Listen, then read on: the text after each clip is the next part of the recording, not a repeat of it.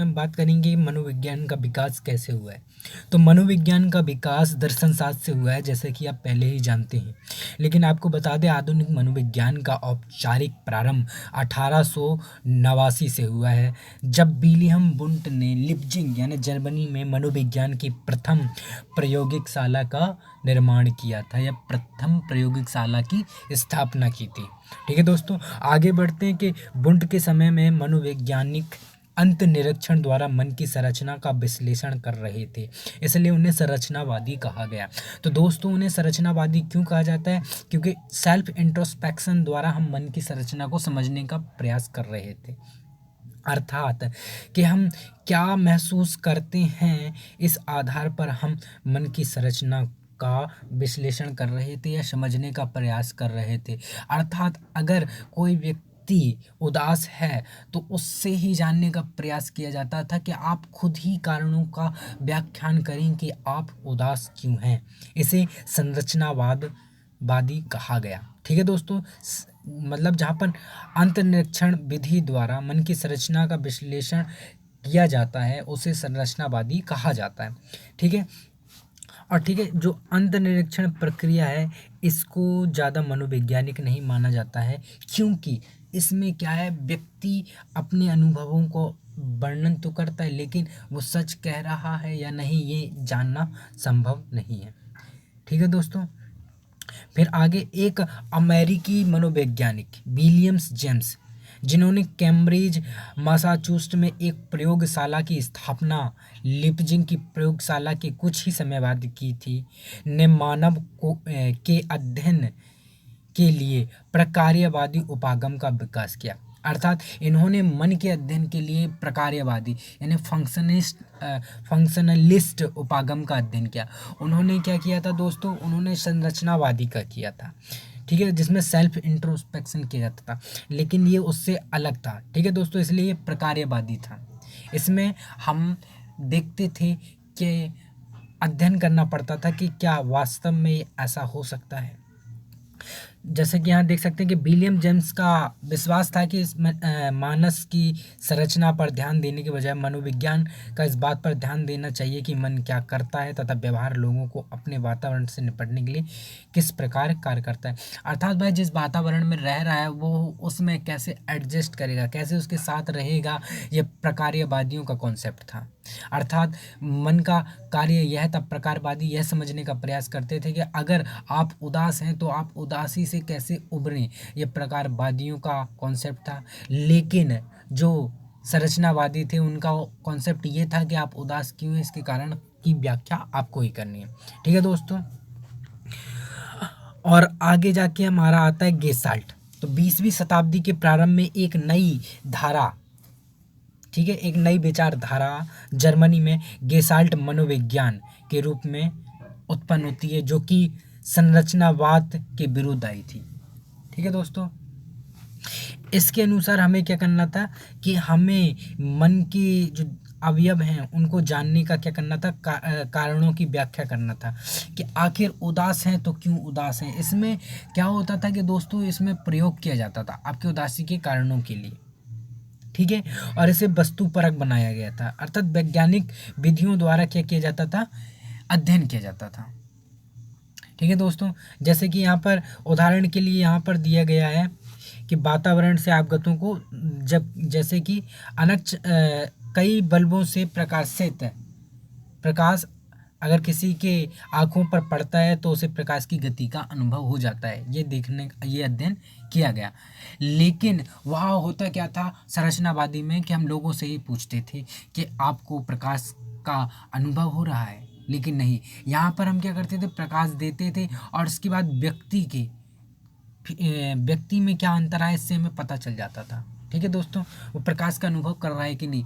मान लीजिए अगर ज़्यादा प्रकाश है तो वो अपनी आँखों के पास हाथ लगा सकता है, इस तरह से। ठीक है दोस्तों, और उसी प्रकार उन्हें जब चित्र दिखाए गए तो उन्होंने महसूस किया कि ये चल रहे हैं या नहीं चल रहे हैं, क्योंकि उन्हें बाहर चलचित्र दिखाए गए थे। ठीक है दोस्तों, इस प्रकार से। और फिर संरचनावाद की प्रतिक्रिया स्वरूप एक और धारा व्यवहारवाद के रूप में सामने आती है। ठीक है दोस्तों, और ये व्यवहारवाद की जो धारा है ये सामने आती है और उनके लिए मन प्रेक्षणीय नहीं है और अंतर्निरीक्षण व्यक्तिपरक है, क्योंकि उसका एक सत्यापन अन्य प्रेक्षण द्वारा नहीं किया जा सकता है। तो व्यवहारवाद की धारा क्यों लाई गई दोस्तों? इसका कारण ये है कि जो अंतर्निरीक्षण था, जो सेल्फ इंट्रोस्पेक्शन था, उसमें क्या होता है कि व्यक्तिपरक होता है, अर्थात आपने क्या महसूस किया केवल आपके अलावा और कोई नहीं जान सकता। आप जो कहेंगे वही हमें मानना पड़ेगा, ठीक है दोस्तों। लेकिन व्यवहारवाद में क्या होता था कि हम बाहर से आपके व्यवहार को देखते थे, उसका अध्ययन करते थे, उस आधार पर हम कोई निर्णय लेते थे। लेकिन अंतर्निरीक्षण में ऐसा कुछ नहीं था, आपने जो बता दिया वही फाइनल आंसर होगा, ठीक है। इसलिए ये दो विचारधाराओं का क्या हुआ दोस्तों, निर्माण हुआ। और वाटसन ने इस विचारधारा को दिया था। वाटसन के बाद व्यवहारवाद का जो विकास है, अनेक मनोवैज्ञानिकों ने इसे आगे बढ़ाया, जिन्हें हम व्यवहारवादी कहते हैं, ठीक है। तो व्यवहारवादी किन्हें कहते हैं दोस्तों? जिन्होंने व्यवहार का अध्ययन किया, ठीक है। और ये क्या थे? अंतर्निरीक्षण वाले अध्ययन से के विरुद्ध थे। और व्यवहारवादियों में जो सबसे प्रसिद्ध हैं वो स्किनर थे, ठीक है। इन्होंने कई अध्ययन किए हैं, ठीक है दोस्तों। इसके अलावा व्यवहारवाद में जो अध्ययन करने वाले जो एक और वो है मनोवैज्ञानिक, वो है सिगमंड फ्रायड, ठीक है दोस्तों। उसके बाद अगला आता है मानवतावादी परिदृश्य, यानी ह्यूमनिस्टिक पर्सपेक्टिव की बात कर रहे हैं, ठीक है। ने मानव स्वभाव को एक धनात्मक विचारधारा बताया, मतलब कि मानव क्यों ऐसे कार्य करता है, इसमें कोई ना कोई पॉजिटिविटी होती है, ये ढूंढने का काम मानवतावादी परिदृश्य या ह्यूमनिस्टिक पर्सपेक्टिव वाले मनोवैज्ञानिकों का था। और इन मानवतावादी मनोवैज्ञानिक में थे हमारे कार्ल रोजर्स, अब्राहम मास्लो, ठीक है, जिन्होंने कहा कि जो स्वतंत्र कामनाएं हैं, उनके विकसित होने की जो लालसाएं हैं, वो अपने आंतरिक विभवों के मुखरित होने की इच्छाओं पर अधिक बल देता है। अर्थात आप जो करना चाहते हैं वो आपके अंदर से आना चाहिए, तभी आप उसे करेंगे, ठीक है।